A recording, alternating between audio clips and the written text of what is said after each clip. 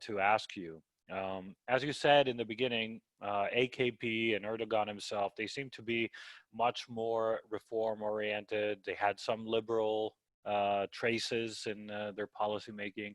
And there's this whole European prospect of Turkey that was a big issue in previous decades. Do you think that's gone forever, like the European prospect? I think that's gone forever as long as this regime is in power. There might be a post-Erdogan Turkey in which, you might still have a restoration of something that looks like a liberal democracy. But I don't think Erdogan will become liberal again 6 months later from now on. I think the current political trajectory is quite entrenched. Erdogan's strategy is about perpetuating power.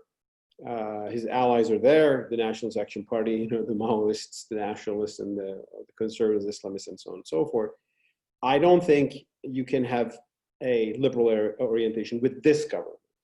But at the end of the day, one silver lining in Turkey is that this is not Russia where Putin will be in power forever, right? Elections are a joke, or in some Central Asian dictatorship. And being an opponent of Putin is one of the most dangerous professions in the world, right? Yeah, exactly. Well, being an opponent of Erdogan is not very safe either, but still less so. Still, there are opposition parties. You will be demonized. A few people might be arrested and harassed and so on and so forth, but it's still not at that level. At the end of the day, I think if Erdogan loses popular support, he cannot sustain his rule. He cannot just turn elections into a joke and declare he's winning 99% of the votes and the country will be okay with that.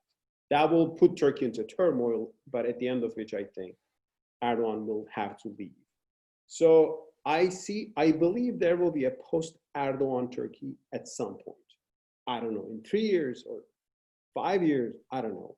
And I would hope that at that point, we can say, we Turks, my people, hopefully, can say, okay, we've seen secular authoritarianism, Kemalist, it was wrong.